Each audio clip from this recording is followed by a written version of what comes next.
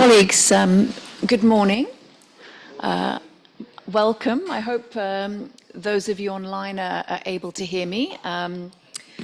Good morning, everybody. My name is Natasha Hayward, and it's really my privilege to welcome you here in the room and, of course, colleagues online to our session this morning on accelerating implementation of the Kampala Declaration for Agri-Food Systems Transformation, lessons from the country level. As the program manager for the Global Agriculture and Food Security Program, this is a topic that's really close to my heart. GAFSP has had the experience and the privilege of working closely with countries on the continent of Africa in accelerating implementation of CADEP. And so with the Kampala Declaration, we're really enthusiastic about this next phase.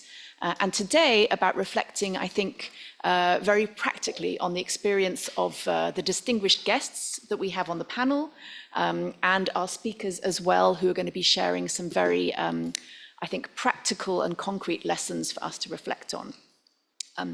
So just to acknowledge also the other organizers, Academia 2063 and the Pan-African Farmers Organization, who have put hands together to put this session on the agenda here at CFS. And maybe just a word on some housekeeping before we get into the substance. So of course, we do have colleagues with us online. In terms of your opportunity to contribute, when we do have a Q&A session, for those online, we would ask you to use the Q&A box that should be evident on your Zoom screen and place your questions there. And then thanks to the team behind the scenes, they'll be curating and sharing those with me so that I can then share those comments and questions with those in the room. And of course, those of you in the room, in a conventional way, we can offer you the opportunity to put your hands up. We've got a great program. We will have some opening remarks. We will then be able to turn to a short presentation to set the scene and then have our panel discussion. So with that, let me not take any more of your time. Although also that is a reminder to me that I will try and be a little strict on timekeeping. And so for our speakers in particular, we appreciate your efforts to be as concise as possible so we can have a rich discussion and allow opportunity for everyone to contribute. So with that, let me please invite our distinguished ambassador, Josefa Sacco. She is no doubt a familiar face to many of you in the room. She is the permanent representative for Angola here in Rome, but of course the former AUC Commissioner for Agriculture and Rural Development. And it's my privilege to invite her to provide some opening remarks to us this morning. Ambassador, thank you. Good afternoon. I don't know if it is good afternoon or good evening. Good morning still. Good morning to you all, Excellencies, Ambassadors, distinguished delegates, colleagues, ladies and gentlemen, all protocol duly observed. Let me first express my sincere appreciation to the organizer, that is Academia 2023, FAFO, and GASPEP, for convening this important and timely discussion. I would also like to acknowledge the Committee on World Food Security for providing a global platform that fosters inclusive evidence-based dialogue on agri-food system and nutrition. Particularly, I would like to acknowledge the presence and the commitment, she's not here present, Ambassador Nozibo, that really supports this initiative, and we worked hardly with her when I was a commissioner to shape this important document, which is the CADEP Kampala Declaration. So it is an honor for me to share with you the importance of CADEP Kampala Declaration. I would like to explain how we came about shaping it, and is a document, is a continental document on transformation of agri-food system. So, CADEP Kampala Declaration, which will take effect in January 2026, renewed Africans' collective commitment to transforming agri-food system in a way that ensures resilience, inclusivity, and sustainability for future generations. Many of you are already familiar with the Comprehensive African Agriculture Development Program, CADEP. CADEP is a flagship framework for agricultural growth and food security. At the heart of CADEP is a focus on countries' ownership, evidence-based policy making, mutual accountability, and inclusive participation. The Kampala Declaration builds on this principle and broadens CADEP's scope, addressing emerging challenges such as climate change, nutrition, youth, women, vulnerable people, youth employment and vulnerable people, and the social inclusion within our agri-food system. It also strengthens Africans' vision under the Malabo Declaration, the African Union's Agenda 2063, and the SDG Agenda 2030, our global agenda. What are the lessons we learned during the 20 years of implementation of CADEP and the opportunities ahead after the 20 years for us to implement the Kampala Declaration?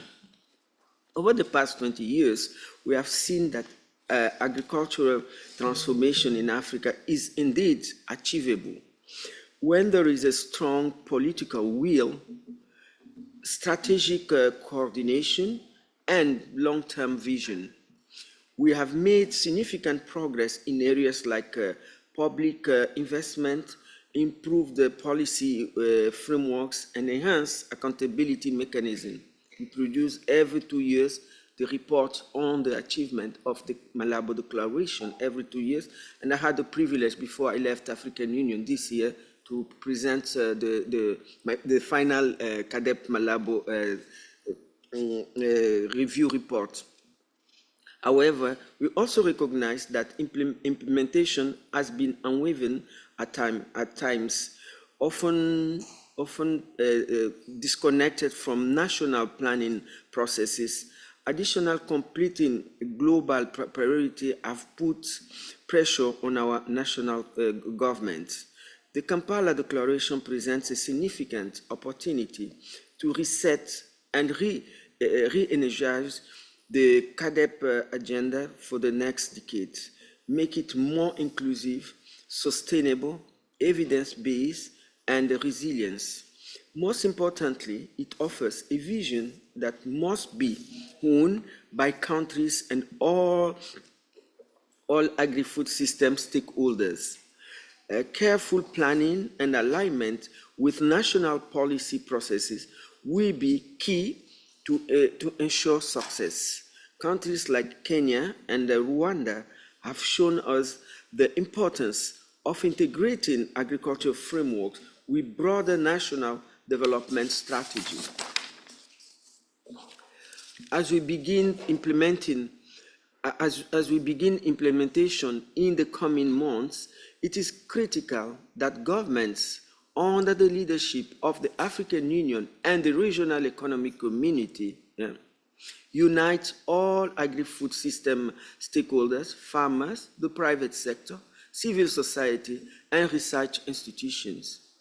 This inclusive participatory approach will be essential to build ownership, fostering accountability, and ensuring that the next decade of CADEP contributes to inclusive growth and truly transformative change across our continent. What are the lessons and the call for action that I'm going to present here? For the Kampala Declaration to be effectively implemented, we must focus on key priority. Proactively mobilizing resources and enhancing innovative financing mechanisms. building strong partnership with civil society, the private sector, and research institutions. This is the role that we are playing here with CFS, because everybody's on board, leave no one behind.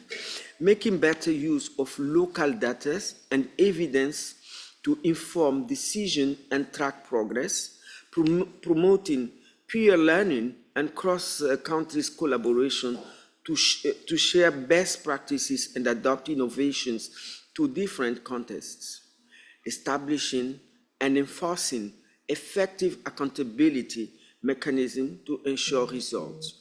We must look to early adopters like Kenya and Togo, who have made strides in domestication and implementation as a valuable example of what can be achieved.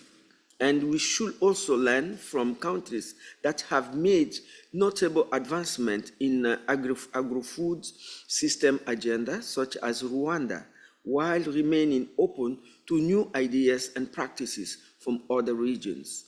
To conclude, the Kampala Declaration provides us with a unifying action-oriented framework for transforming Africa's agri-food system. But for this transformation to be successful, it will require more than just political commitment. It demands sustained innovation, accountability, and collaborative effort across the continent. I would like to take this opportunity to express my gratitude to all the partners and stakeholders who continue to support this shared mission. As we move forward, let us be beyond the commitment and take concrete actions, ensuring that Africa's agri-food system are resilient, inclusive, and future ready. I wish us a good deliberation and forward for the conversation. I thank you very much.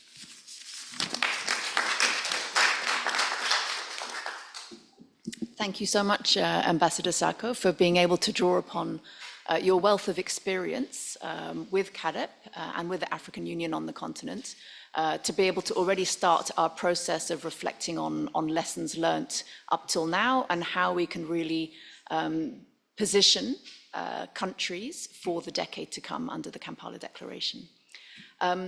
We now have an excellent opportunity to continue to reflect on lessons learnt.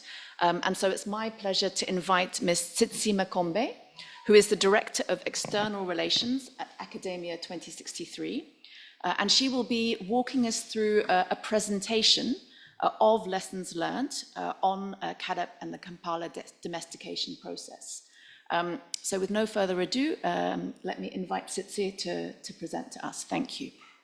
Thank you very much, Natasha. So, Your Excellencies, distinguished guests, ladies and gentlemen, it's my pleasure to share with you some lessons we are learning from the CAADP Kampala implementation process.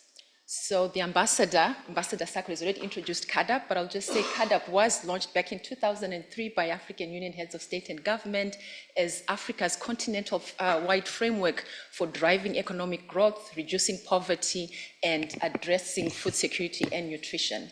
So really, the Kampala Declaration renewed Africa's commitment to CAADP by adopting the Kampala Declaration on building resilient and sustainable African food systems. So it really represents a 10-year plan for accelerating the transformation of African food systems by recognizing the progress that has been made over the last 20 plus years of implementing CAADP, some of the achievements that the Ambassador Sako has mentioned, but also recognize that there's still more to be done.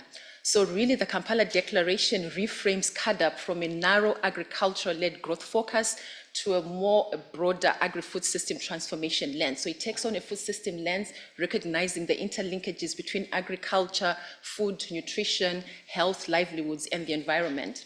In the declaration, African Union member states are called to align the provisions of this declaration with their national policies, strategies, budgets, as well as national agri-food system investment plans. So in anticipation of the need by countries to either update or design not only evidence-based national agri-food system investment plans, but those that are Kampala compliant, Academia 2063 has been piloting 3 types of diagnostics in 2 pilot countries, Kenya and Togo.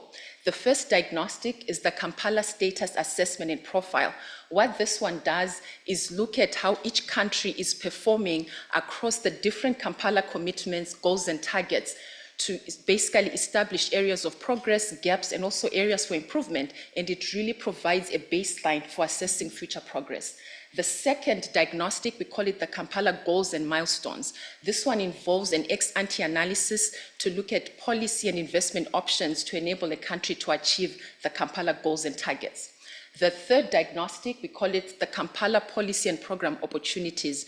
Really, it identifies specific actions that each country needs to adopt in terms of policies, programs, and good practices that can ensure an effective implementation of an agri-food system investment plan. So really, these 3 diagnostics, they build on each other, and together they provide a broad evidence base to guide country in prioritizing their policies, programs, and investments as they work to either update or design new NIPes, the agri-food system investment plans. Academia is carrying out this work in close partnership with national stakeholders. Typically, this involves the ministries of agriculture that are leading the process, country NIPE teams, development partners, and other key stakeholders, such as the African Union Commission, which is leading this agenda at the continental level. I should note that the work in these 2 pilot countries, Kenya and Togo, is funded by the German Agency for International Cooperation, GIZ. So then next, I'm just going to share with you some of the work we are doing specifically in Kenya and Togo. But before I do that, I just wanted to note, I would like you to note 2 differences between Kenya and Togo. So Kenya launched its NIPE 2 development process after the Kampala Declaration was adopted. So really it provides a good opportunity for Kenya to align the new agri-food system investment plan it is developing with the Kampala Declaration. So this process in Kenya is being led by the Ministry of Agriculture and Livestock Development, working in conjunction with the 47 county governments in Kenya. It's actually required by law in Kenya that they work with these county governments. Kenya also has a consultants team that's supporting the ministry putting together this investment plan. The other team that the government is coordinating is the analytical team, which is made up of Academia 2063 researchers.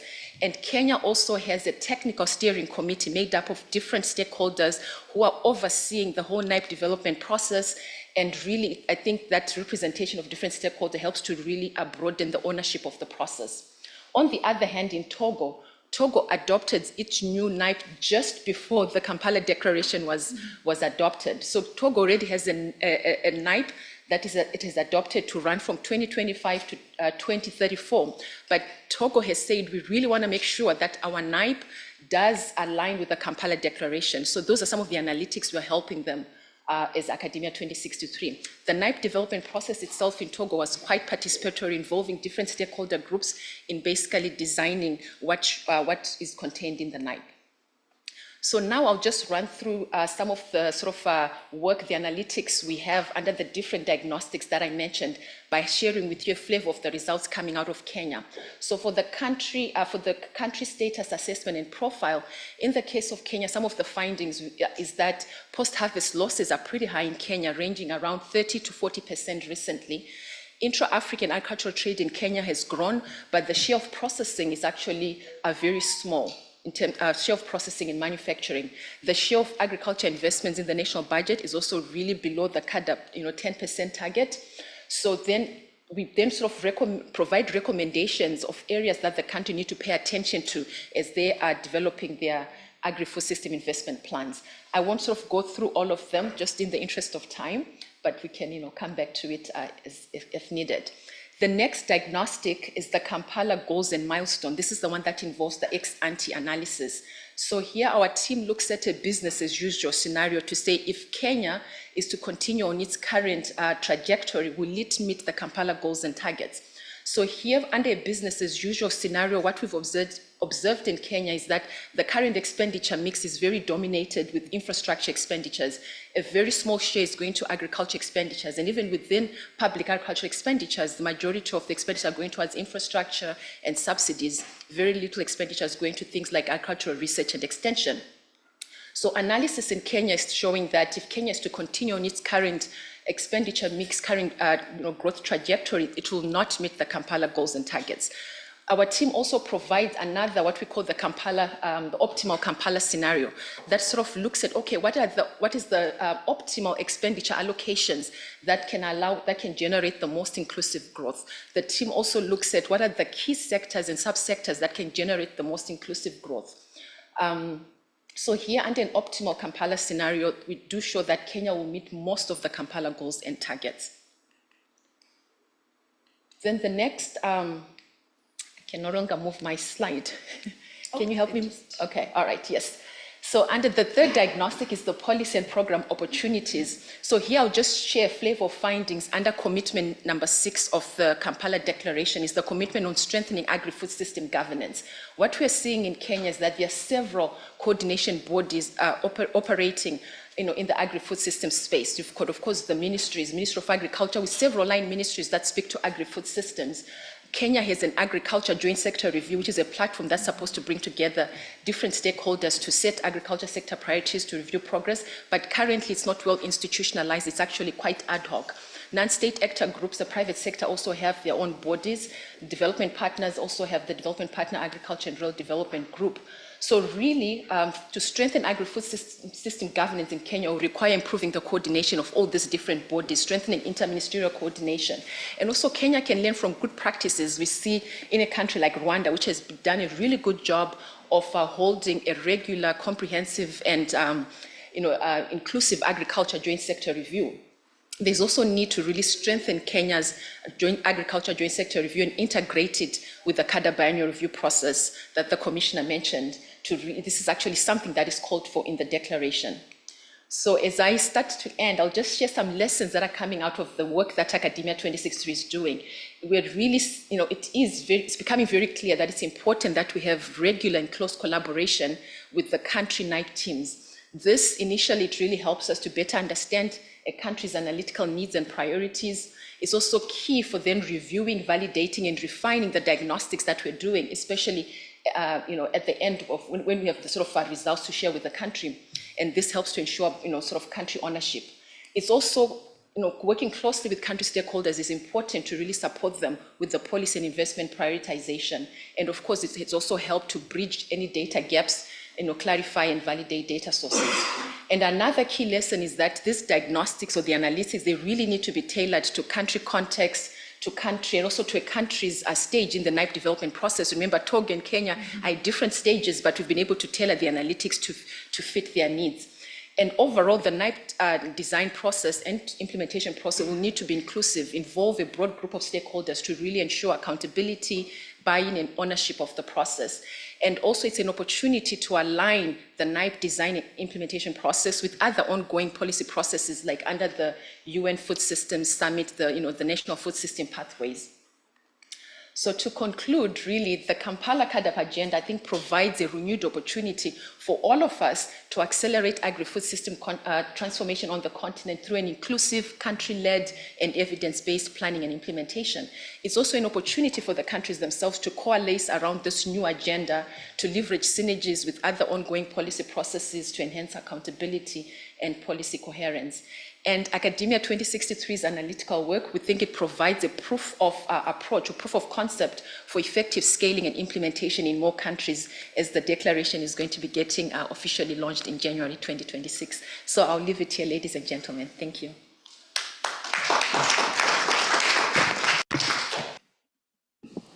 Many, many thanks indeed, Tsitsi, for this very rich and relevant and also rapid, thank you, presentation of the early findings from Academia 2063's work.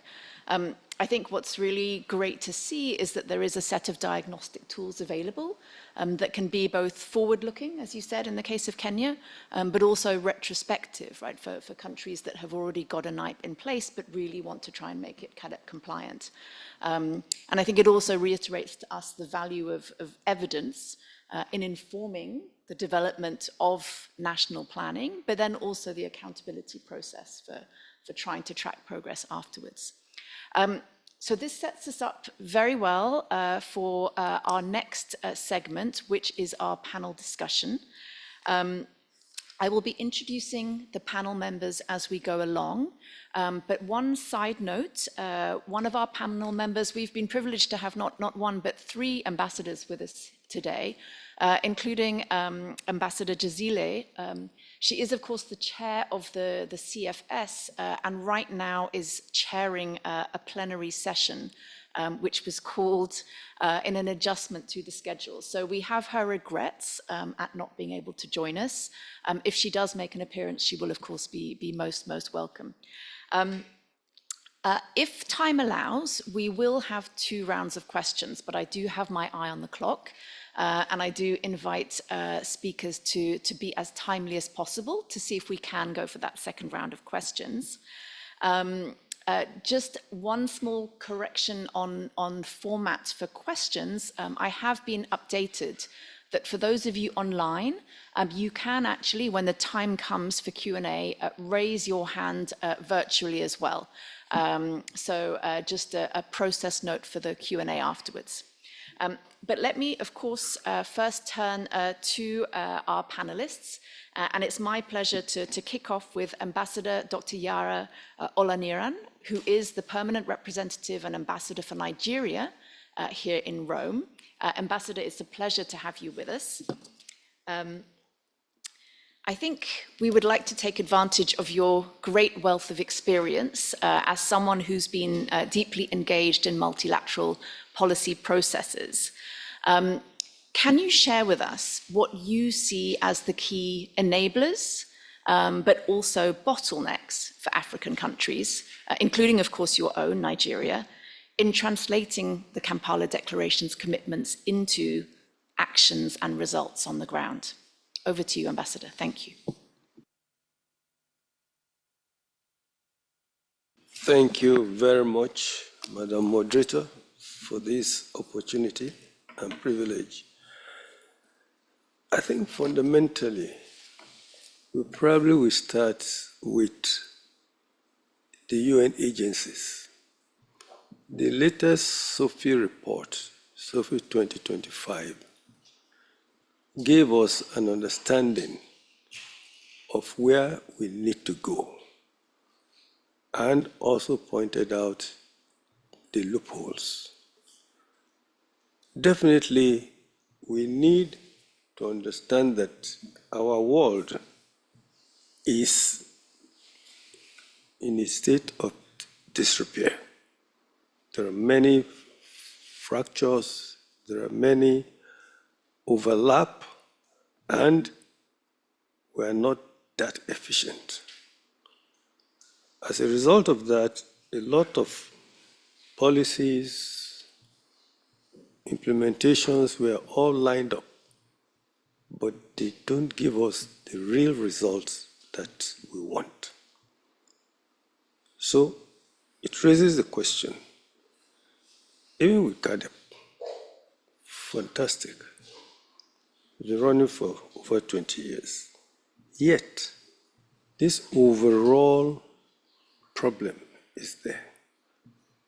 The question of coordination, the question of implementation.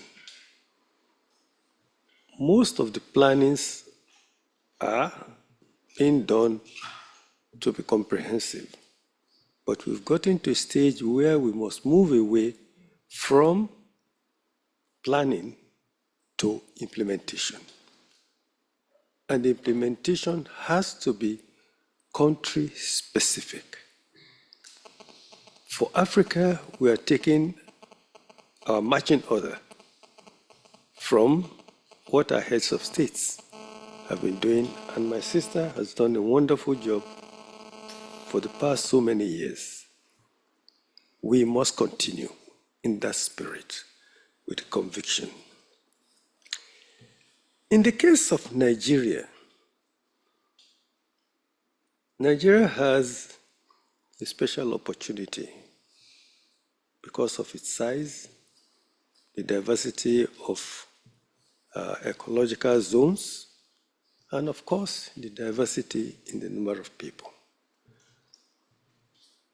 Government policy must be, as been suggested by Kampala, that there must be strong political will. There must be resources put in.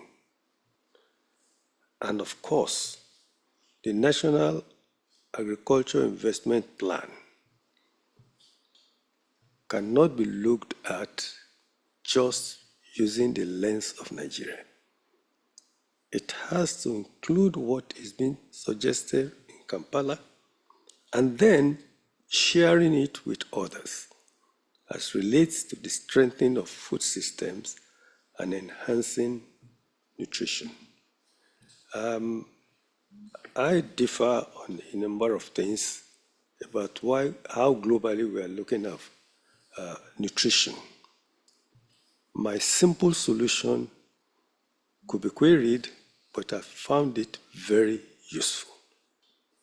Most countries, from Gulag to Africa to Asia to Europe, Latin America, let us go back to our grandmothers.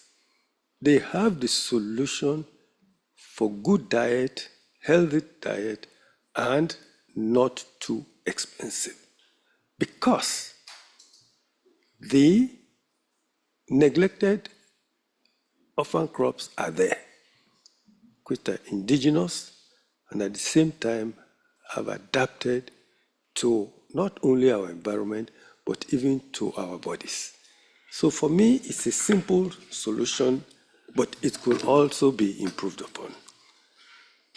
Yes, we also have the issue of institutional structures and coordination. Our institutions are very weak, ranging from research institutes to the development aspect of what we need to do and to get things done. Therefore, in SOFI 25, the solution is put there that we need to reinforce our institution. We need to realign not only what we intend to do, but also have everything in place for the implementation. And then the issue of partnership. Silos are not working anymore, even with the best brains and combination of people. So best practices come from different parts of the world, and we can borrow from each other and include a lot of constituencies. And for me, that is the beauty of CFS. The UN agencies, the governments, the academia, the civil society, foundations, name it. Everybody comes from a different background and have different experiences that put together will all see that we can be really, really more successful. Earlier on, the Committee of Practice Summit on CADEP took place in Abuja under the theme From Kampala to Abuja, Transforming Agri-Food System in Nigeria. And my boss, the Minister of Agriculture, Abba Kyari, highlighted how we are implementing and working with Kampala Declaration, intensifying sustainable food production, promoting agro-industrial system, reducing post-harvest losses. And across Africa, sadly enough, the amount of losses are just out of this world. And that has forced Nigeria to do something that should have been done decades ago. And that is the issue of setting up the Nigeria Post-Harvest Systems Transformation Program, which will take care of the loss of 3.5 trillion naira annually That's a lot of money. $2.3 billion, $3.4 billion. It's a lot of money. And the inefficiencies should be strengthened in agricultural value chain and food sovereignty. In terms of governance and coordination, the government will move forward with, this is critical, creation of an inclusive agricultural sector working group that will be made up of research institutes, private sector, public sector, NGOs, and civil society, a composition like we have in CFS. And then ministries will be made to work together. Silo is no use. We have tried so many silos and we've all paid for it. So I think we should wake up together, sort it out. Well, what are the obvious drawbacks? There are not too many, but they're serious. One is the resource constraints and financial gaps.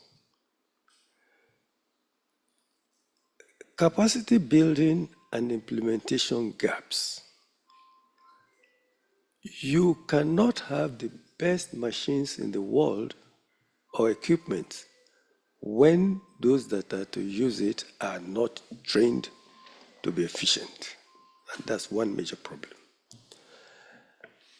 To this effect, I must take a step back. The federal government of Nigeria has also noted that boosting inter-African agricultural trade is key. We have enough to go around. And then we must build resilience, which is inclusive and sustainable food system. 2,000 tractors to support mechanization has been bought by the federal government, with over 9,000 implements to get this work done. Again, I want to reemphasize, we need the people to be trained.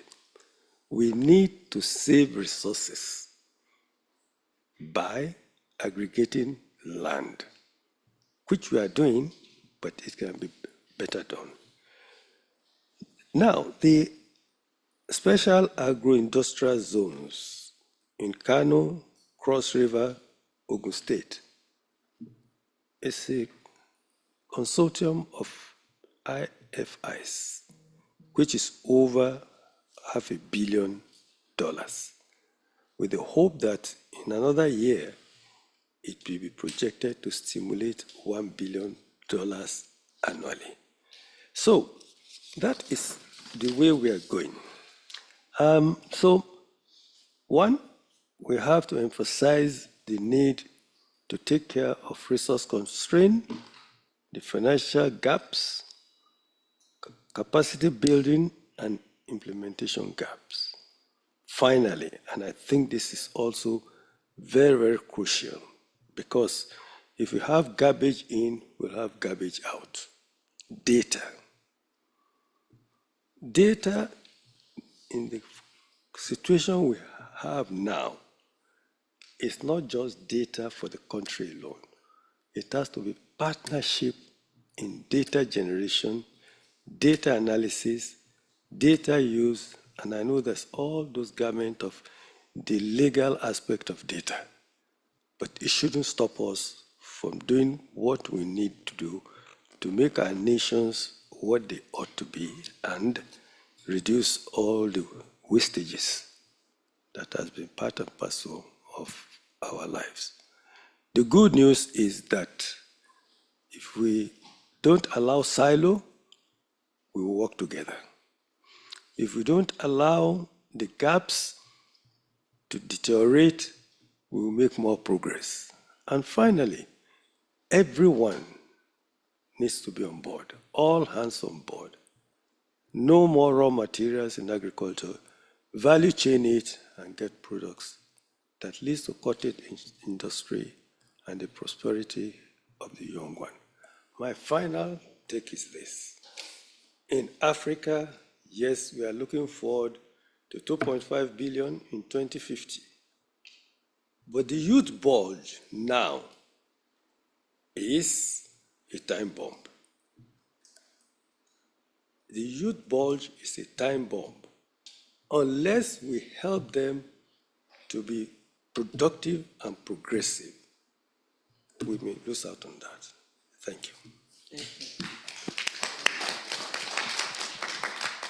Thank you very much, Excellency, for really squarely addressing the enablers that Nigeria sees in the process and also the challenges.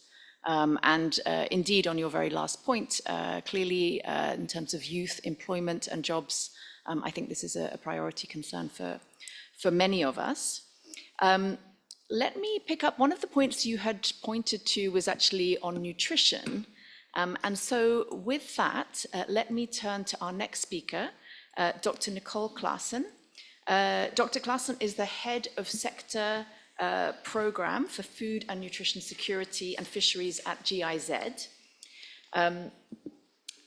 As we've heard from the ambassador, and as indeed the Kampala Declaration emphasizes itself, high-performing agri-food systems for food and nutrition security are a priority.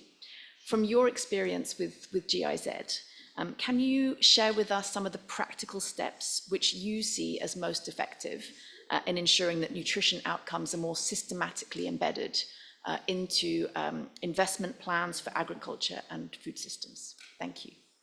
Thank you very much, Natasha, and good day, good afternoon to excellencies, distinguished guests, and ladies and gentlemen in the room and online.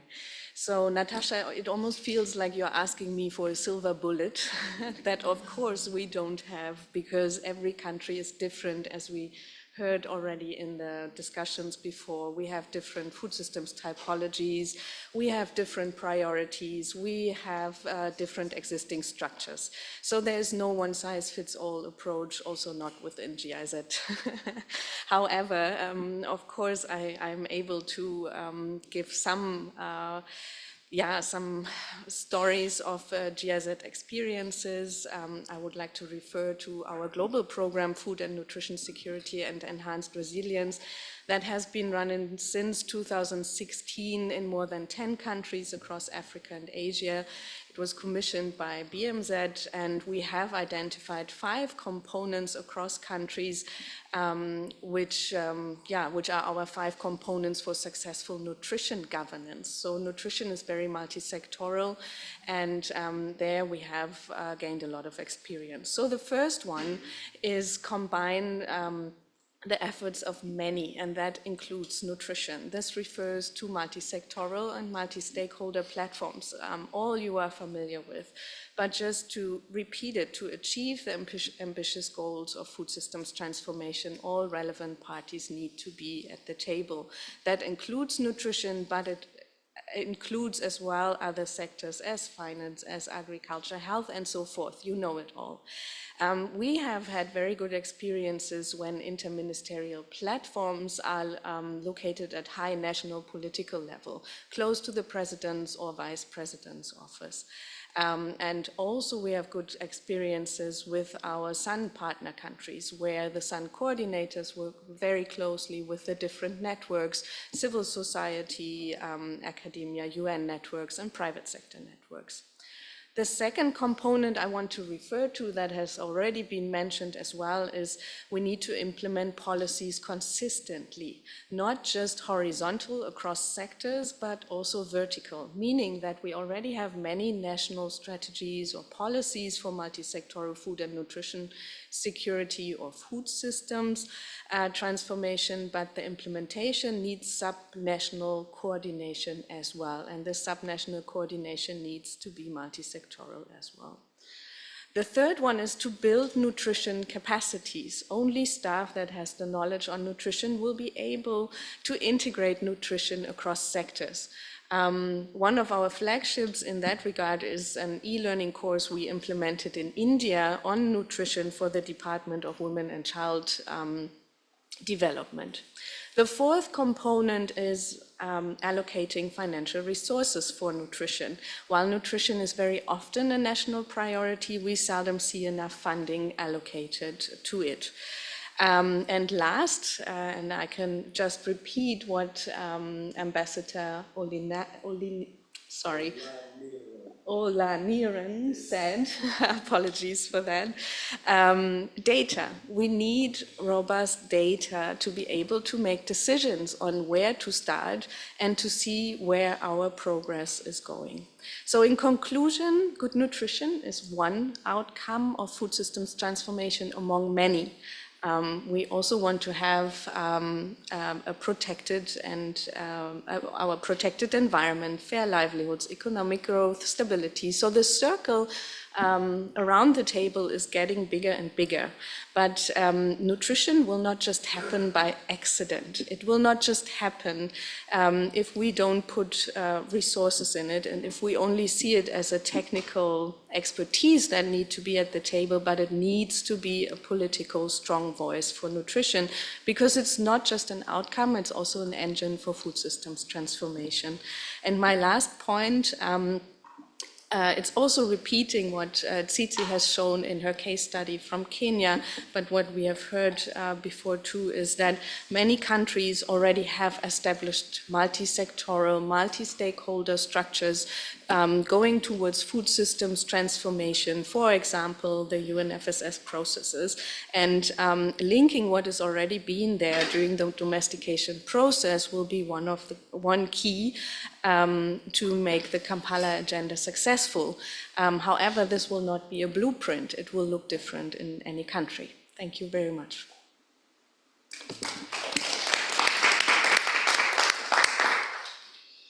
Thank you so much, Dr. Klaassen. And I'm starting to hear some common themes across the speakers' remarks. Of course, the question of resources is there, but working collaboratively across multi-sectors and also data is definitely something that we're hearing repeatedly. But I like very much what you said about nutrition, not just as an outcome, but an engine. And also this recognition of not only working horizontally, but vertically as well as a sort of a matrix. So thank you. We do have a panelist online, and I just wanted to double check if he is able to hear us. This is Dr. Canisius Kanangire. He's the Executive Director of the African Agriculture Technology Foundation, or AATF. Dr. Kanangire, before I can see you on screen and you're nodding. So good afternoon, I can hear you. Fantastic. Well, welcome and thank you for making the time to join us virtually. We'd really like to draw upon your perspective with an organization focusing on innovation and technology. From your vantage point, can you share with us a little bit on AATF's efforts in promoting access to agricultural innovations and technology, and in particular, how you see this as helping to fast track the goals of the Kampala Declaration, particularly, of course, with a view to productivity and resilience of our smallholder farmers. But we're open to learning from your experience across the board. Thank you, Doctor.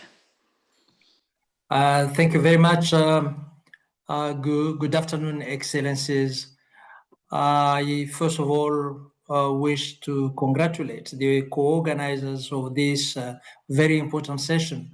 I think it is timely to discuss on how to accelerate the implementation of the CADEP Kampala Declaration. On the question asked by Natasha, I think, first of all, we need to recognize that Africa remains the most, the agriculture remains the most consequential sector for Africa's economic development. Africa, AATF, to say it in brief, recognizes that agricultural technology will be central to achieving the vision of the Kampala Declaration on building resilient and sustainable agri-food systems on the African continent. And during the over 20 years, we have been contributing to this significant effort as an organization which is specializing in transferring innovation and technology to the smallholder farmers of especially sub-Saharan African part of the continent. So we have been doing this, and we have seen that the innovation have empowered smallholder farmers to increase productivity, to build resilience, to grow income, and to improve their livelihood, turning that way ingenuity into impact. We have witnessed tremendous changes in key staples such as maize, rice, cowpeas, cassava, potato, and bananas, where the farmers have access to technology. There have been an increase in the yields and resilience to different conditions, and also they managed to grow their income. I will share some examples very quickly. For example, the genetically modified cowpea, which is now cultivated in mainly the northern part of Nigeria, and in Ghana we have also started commercialization, has enabled the farmers to have crops which are resistant to stem borers, to maruca pod borers. I think this is a critical thing because that insect cause a lot of damage to the crop, and the yield has gone up to 5 times more than the conventional varieties. I think this is something which is seen as part of the miracles that science can help the farmers to achieve. It has also reduced the pesticide application from 8 times in a season to only 2 times. And this, of course, helps the farmers to save the money and also to improve the health of those who apply the sprays and also protect the environment. Similarly, we have now Tela maize. This is another GM crop which is cultivated also for very many years, produced in South Africa, and for only 2 years being produced in Nigeria. And this has allowed the farmers to resist to the pod borers, stem borers, as I said, and also to the fallow worm, which is very devastating. And it helps also to increase the yield 54 to 80% higher than the conventional varieties. This translates into money, into prosperity, into food security. So we have seen that scaling up improved climate smart maize varieties and complementing it with agronomic practices, it has enabled the farmers to enjoy the fruit of their labor and build their resilience as communities. This has been supported by digital innovations, which allowed us to very quickly spread the good practices and the scientific information to the communities. We have, for example, developed what we call Agri Drive. We have developed Seed Assure and Seed Tracker. And those apps have eased access to mechanization services, improved transparency on seed systems, and also enabled to ensure traceability of the seeds so that we can reduce the spread of fake seeds on the continent. So all this is translated into higher productivity. We believe that technology is the way forward if Africa is to unlock its full agricultural potential. And that is absolute, and we have proven it with those we have been working with. The task before us is to ensure that innovation can thrive, and this needs to be supported by very strong policy systems, and those systems, as well as appropriate and sustainable investment, and the capacity, as some of the excellencies said, of the institutions which need to own all these technologies and adapt them to the specific conditions of each country, of each agroecological zone. So we have already tested it. We are now scaling it up, and it is changing the lives of many. Thank you very much indeed. Thank you, Dr. Kanangere. It's very valuable to have the benefit of your experience and concrete examples of how science and innovation can help producers adapt to the increasing risks that they're facing, while also protecting the natural resource base. And also, thank you for putting the importance of digital approaches on the table, with the potential in our current age for the role that these tools can and should play in enabling greater sharing of information, but also access to critical information, as we think about accelerating under the CAADP Declaration. We're going to turn now back here in the room, where we have Mr. Alexander Riti with us as Head of Programs from the Institute of Social Accountability.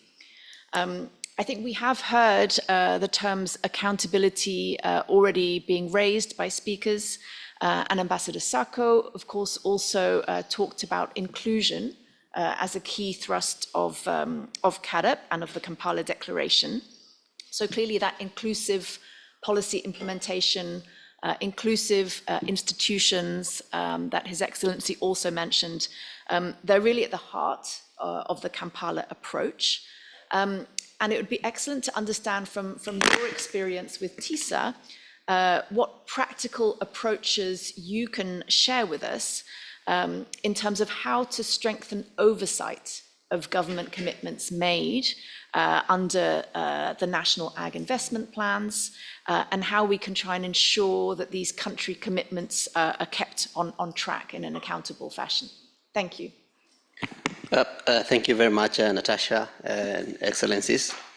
As TISA is a civil society organization, and I like what Ambassador Olanelan from Nigeria said, that we need all of us to come on deck. And we lead one of the largest coalitions of civil society organizations in Kenya, that is the Right to Food Coalition. And in our view, the right to food in the Kenyan context is a constitutional human right, which is provided for in our constitution. And in this regard, domestication of the Kampala Declaration is necessary to ensure that we meet this particular human right for Kenyans and also for Africans at large. This also requires that we adopt the CSFS policy products as enablers to achieving the Kampala Declaration commitment. However, as previous speakers have mentioned, the debt burden, especially in the global south, has led to a constrained fiscal space, hence leaving very limited resources that should be allocated towards investment in agriculture. And that is why the ambassador from Nigeria has mentioned this as a serious constraint. We therefore have been calling for an international debt infrastructure reform, especially in the global south, so that we can also stop the debt-driven economic policies, for instance, austerity measures that lead to a reduction of resources that are geared towards agriculture. From the presentation that was made earlier, you saw that the allocation to agriculture in Kenya, actually it's at 3.2%, against the Kampala commitment of 10%. and the expected growth in the agriculture sector of about 6%. So this remains a key challenge, and if we continue with the debt-driven economic policies, then that is a challenge. In addition to this, we also need to work around the issues of public accountability in terms of utilization of the available resources. And this gives the key focus of what we do in the civil society to ensure that the citizens remain involved as they check how their resources are spent. To this end, what we have been doing as TISA and as the Right to Food Coalition is to translate these technical policies into accessible messages that the citizens can appreciate and understand. What we do is break down these policies and train the right to food ambassadors within the community. These are smallholder farmers, and we train them on the budget processes. We also train them on these CFS products that come from Rome, so that we bring them home. Beyond that, we also work with local governments in the county government, because as you saw the presentation that also made earlier, in the Kenyan context, we have a devolved structure of government where most of agriculture, actually agriculture is a devolved function. So in countries like Kenya, we have a two-level domestication process. At the national level, where we had now the launch of the NAEP process at the national level, but we need to go beyond that and bring these processes lower at the county level. To this end, through the support of BMZ, and they are here, we have been working with farmers at the county level, and we've managed to train them as right to food ambassadors. And we've seen in one of the counties called Vihiga, where we are working, the right to food ambassadors being involved in the drafting of food and nutrition bills in the county assemblies. This means that we have civil society and farmers at the lowest level getting involved in the policy making process. Beyond that, given the dual challenge of fiscal constraints, we have also trained them on the budgetary processes. And we've seen ordinary farmers as right to food ambassadors writing petitions to their county assemblies requesting for enhanced allocations to agriculture-related investments. Further to this, we also have these farmers participating in the budget-making processes and other policy-making processes within their local level. Recently, we had one of the right food ambassadors going to court to challenge a legislation that was limiting farmers from sharing seeds. And that is an improvement in terms of seeing citizens taking lead in terms of public accountability. And I like what the ambassador said, that we need to go back to our grandmothers and see how we can pick up some of these things. Now, on the issue of data, it is very, very important for us to have data that informs our policy making. However, what we have learned as TISA is that many countries, just like Kenya in the African context, have weak M&E frameworks. And therefore, this makes it difficult for us to collect data that will be used for informing policies.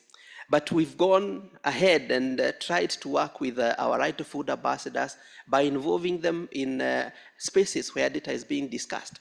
Recently, we had the Women in Data Summit happening in Kenya, and we brought in duty bearers from the county level, the chief officer in charge of agriculture, and farmers to participate in the data, in the Women in Data Summit. And I think there will be a follow-up in Colombia, I think in November. And this is what we are trying to do to make sure that we collect data from the lowest level possible. Recently, also through the support of BMZ, through WHH, we also did a gender analysis, going to the farmers and trying to find out how do they participate in along the value chain, in the value chains that we are working. This will give us good information of where do we need to come in and have interventions that will improve their productivity across the value chain, from production all the way to consumption. And therefore, we see the central role of data in that sense. Thank you very much.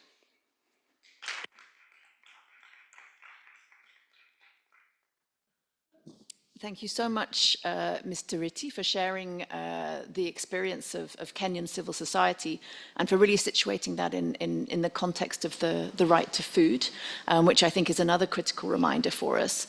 And I think it's really valuable to think through the role of civil society at different levels, who, with the support of data, can help hold governments to account for the commitments that they've made and for the allocation of resources in the right direction.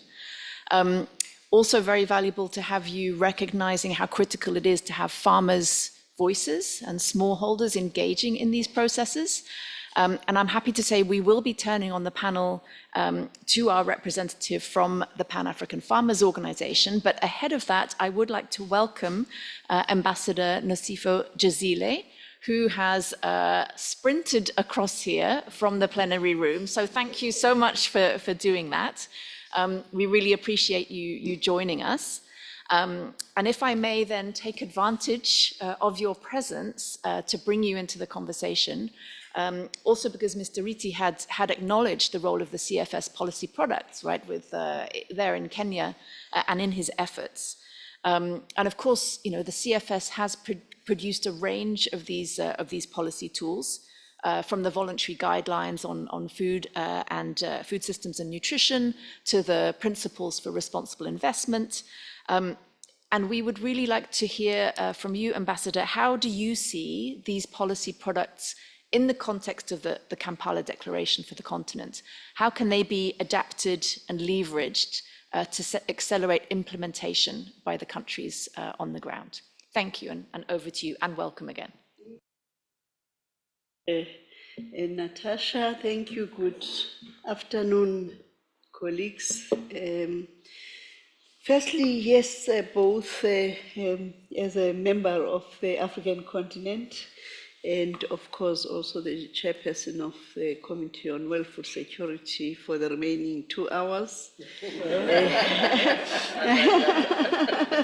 I welcome this opportunity and the questions.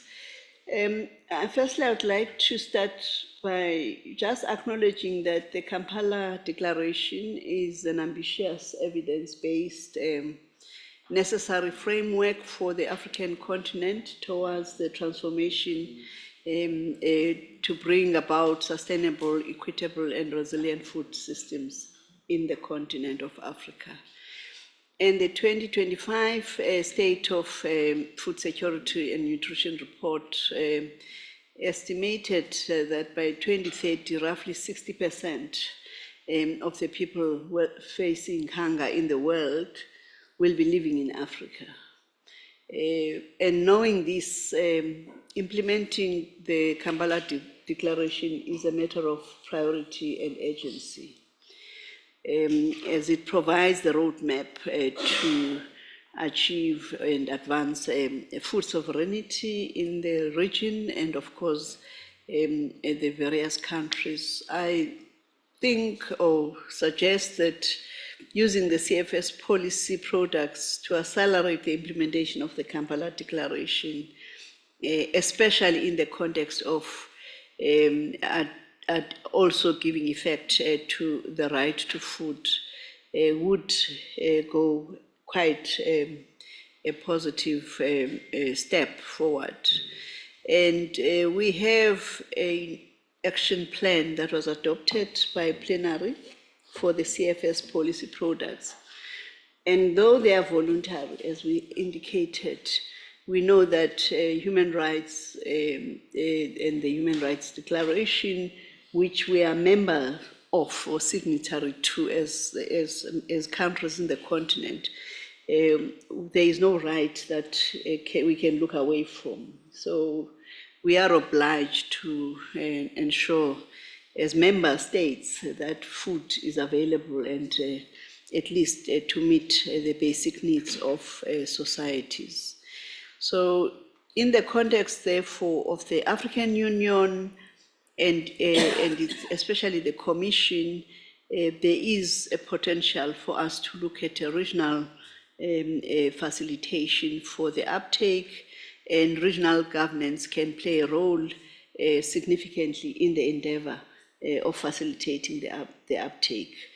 And of course, institutions like GAFSP and other, and even the Outer NEPAD institutions of the African Union could serve as that vehicle, because both the aspects that are related to inclusion, which is, women, targeting youth and young people, to ensure that they are involved in food systems transformation. I recall that we have reaffirmed the promotion of the recommendations by member states, especially on responsible finance. Again, that framework, you heard some of the RBAs like IFAD indicating that they are able to utilize the framework on responsible tenure, responsible financing to facilitate food systems transformation and the elements that are outlined in the recommendations of the CFS policy products. So RBAs or other UN institutions, and we're also referring to the UN resident coordinators, UN women, all of those have reach and offices already. In the African Union, there is a whole women commission to then mainstream some of these policies. So for each of the sectors, there must be a process of convergence that is facilitated, both from a regional approach point of view, and also South Africa next year is hosting the Global Conference on Parliamentary, is it called parliamentarians? In the Pan-African Parliament. So those are legislators, and we need to be able to then say maybe GAFS or GAFSP and others and BMZ could help to have a simplified guide to outline how best for parliamentarians to mainstream some of these policies to advance the right to food in the African continent. Of course, it will be a global parliamentary event, but it can give meaning to also exchanging the practices. We know what's happening in the Asia and even in Latin America in terms of coordination. And the main aspect of the recommendations of the Committee on World Food Security is that they are not just for a single sector. They are multi-sectoral, even in terms of the approach. And as we know, food security and food systems are beyond just one, but just agriculture sector. How we frame into our social policies the elements that will advance food systems transformation becomes quite important. So the private sector, philanthropists and research institutions, especially in terms of the evidence, and we had also endorsed the data guidelines, which seek to help disaggregated data. And if we were to standardize, even in the African continent, as we implement the roadmap, the Kampala roadmap, we will then be able to provide data that is credible and have the capacity. So there is a whole focus, I think, on capacity, mainstreaming and simplifying the instruments themselves in order for them to be applicable to the territories of the African continent. So alignment with the CADAP Kampala outcome. The CFS participated in the process of convergence even during the time of the revision of the post-Malabo roadmap. There are elements that are there, but we can reinforce those and be able to then continue with the working together to get the outcomes that we seek as a continent. Thank you very much. Thank you very much, Excellency, for your really thoughtful remarks in your last 2 hours as CFS chair. And I think you're flagging of the role of partnerships, right, with the existing multilateral players, UN networks and agencies, how they can serve as effective intermediaries to link between the policy products and the commitments at country level, I think is a really valuable one. I do want to note the time. We did start late and we are running a little late. If I can beg everyone's indulgence for those who can, stay with us for another 10 minutes so that we can hear from our final panelist and then, of course, our closing remarks as well. We have squeezed the time on Q&A. I'm not sure if there are any hands showing online, but perhaps if there are, we can take note of those questions and try and make a commitment to respond to them offline after the event. But with that, with luck, we still have our final contributor online, Dr. Babafemi Oyewole, who is the CEO of the Pan-African Farmers Organization. Dr. Oyewole, are you still joining us? Oh, fantastic. He's at the beach, but he's also with us. Thank you, Dr. Oyewole, for your patience. And as I had mentioned, and following the comments from Mr. Ritti, the role of farmers and farmers' voices is really critical in this effort. And as we've heard from many speakers, effective domestication of the Kampala Declaration depends on strong and inclusive partnerships. We would welcome your reflections on what models of engagement have proven most effective in ensuring those farmers' voices, especially, of course, smallholders, women, youth, we've heard about from His Excellency, to be well represented in the decision-making processes. Thank you, and over to you.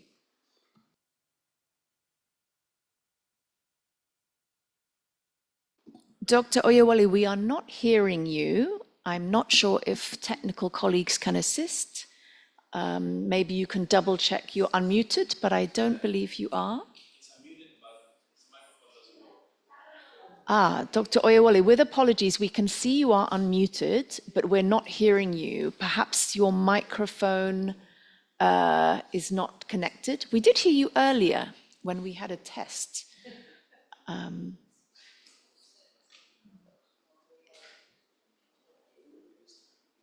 So sorry, Dr. Oyewole. I'm not sure if there is an alternate microphone on your device that needs to be connected.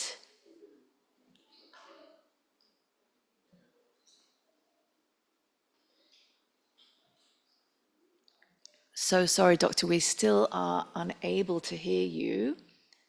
And I think our technicians are not able to facilitate from this end. Yes. Dr. Oyewole, my apologies, we're not hearing you yet. I'm not sure if you're trying any techniques at your end. Perhaps you could log out and log back in again. Reconnecting might be the way to go. And we would give you the last word. While you do that, perhaps we will turn to our closing remarks, and then we will give Dr. Oyewole the last word in an inversion of our schedule. I hope everyone is comfortable with that.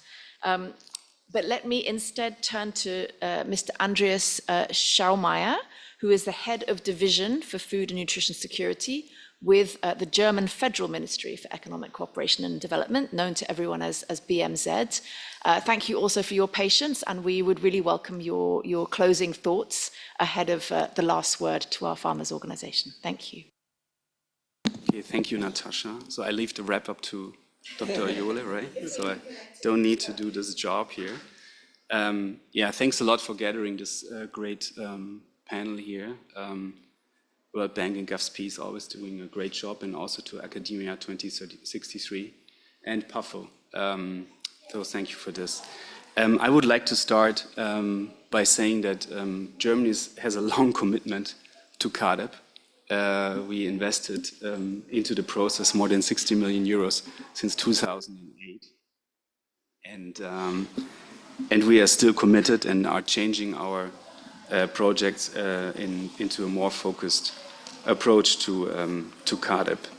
And I was also happy that Ambassador Olan Yiran was mentioning the CFS, and congratulations, Ambassador Nosipo, for your great work you did, not only in this round of CFS, but also in the others. But what I want to say is that Germany came with a large delegation. We are spending more than 2 billion euros per year on food security, nutrition, and rural development. And we are very much committed to everything that is happening here. And what we see in this room, there are really actors here sitting that are committed to CARDEP and to promoting it. And there are other actors in the plenary that are not in this room, not committed to the agenda, but they're in the plenary. So what I wanted to say is that we gave statements on item 2 and item 9 on aquatic foods, on food security, and our strong commitment to the agenda. And I think what is important, not also from a German perspective, but also from an African perspective, is that CFS is really delivering on results, and results to food security and nutrition. And Dr. Chu just said in Addis, on one of his speeches, that the concrete measures are happening in Rome and the political games are happening in New York, which was an interesting saying. I wrote it down. I was surprised. And I think, no, I really want to say, Ambassador Nosipo, that is a great achievement of yours. And you have with Germany a very strong partner that is committed. And I have to say, we are shifting away resources from human development to other areas, for example, defense, because we have to defend our freedom and our democracies, but we are still very committed to development cooperation, which shows also that our new minister has put food security as one of her top priorities, and I hope we will stay with the 2 billion euros in this investment. So this is what I wanted to say to this area, and I'm really happy that we're having this panel here of committed partners after 5 days of CFS. But let me allow also to wrap up, because I just highlight 2-3 things which are important. The mentioning of data and monitoring is essential. We are also committed for improving NIPN, the National Information Platform for Nutrition. We are committed to food system countdown initiatives. We are financing a lot of monitoring and data. So Germany is there and also building up this data infrastructure. Second, I would also like to engage also with on the inter-African trade. And what we could start, Ambassador, is something like a fast track for some tariff areas. For example, fortification would be great if we can have a fast track on these areas where fortified products or machinery can cross borders without tariffs. We could increase food security, and that would be really helpful. And we are just setting up a new program in this area, and that would be great. And I think my last point is that we have such a range of commitments in this area, but use is really one of the most important actors, and we have to give them perspectives in rural areas. And what we heard today from almost all speakers is innovation. And I think we really need to think about innovation and what role subsidies play in the field of innovations. Are subsidies, because subsidies are not always the right leading point or the right direction in concerning growth, sustainability, and also access to technology. So I think the topic of innovation together with the discussion on subsidies, we're heavily engaged with the UK and the World Bank on this compensations program, is really something that should be play a big role in the CARDEP agenda. So thank you very much for that we have this opportunity today, and yeah, I wish you good luck and good cooperation for the future. Thank you very much.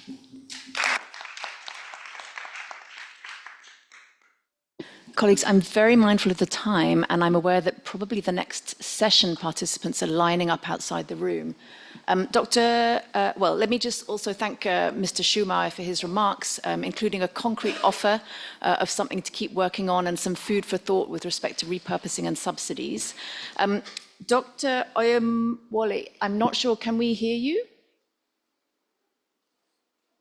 Oh. Yeah, the problem was we are not allowed to manage our. Okay. Can you hear me? Dr. Oyewole, I can give you 30 seconds for your one major takeaway from today's session that you want to leave us with. You have the privilege of putting a seed in everybody's minds as we walk out of the room. But over to you with thanks for your patience. 30 seconds. Thank you very much. Can you hear me now? Hello? Yes, please go ahead. Can you hear me? Okay, thank you very much. Pan-African Farmers Organization is a privilege to really partner with academia and GAF-SP to organize this event. And we have learned from the panelists about all of them emphasize the importance of farmers in the implementation of the CARDEP Kampala Declaration. What we hear is that where governments include farmers' organization in early policy design and implementation, progress is faster and more grounded in reality. Also, we see access to finance that is very important. And again, data, we have heard that data matters. And I want to just briefly highlight the partnership we have with the Academia 2063, implementation of the DEPI platforms. Farmers in Uganda, Ghana, and Benin, they are now using the real data to monitor government commitments and making advocacy more evidence-based and solution-oriented. Another thing we also learn is when we must confront the climate change, and we see that Kampala Declaration must accelerate funding for farmer-led adaptation.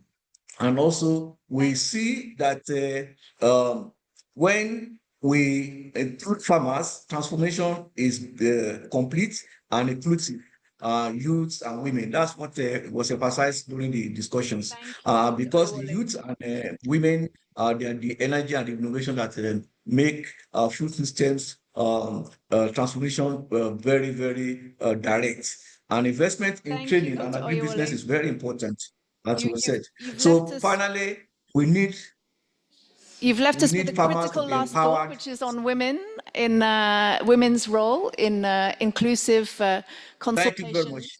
I'm so sorry to have to cut you off, but we really thank PAFO for partnering with us as well. And my sincere thanks to all the participants for sticking with us, for all the speakers for their valuable time and contributions. And we look forward to continuing to partner with all of you as we go forward on this important agenda in Africa. Thank you.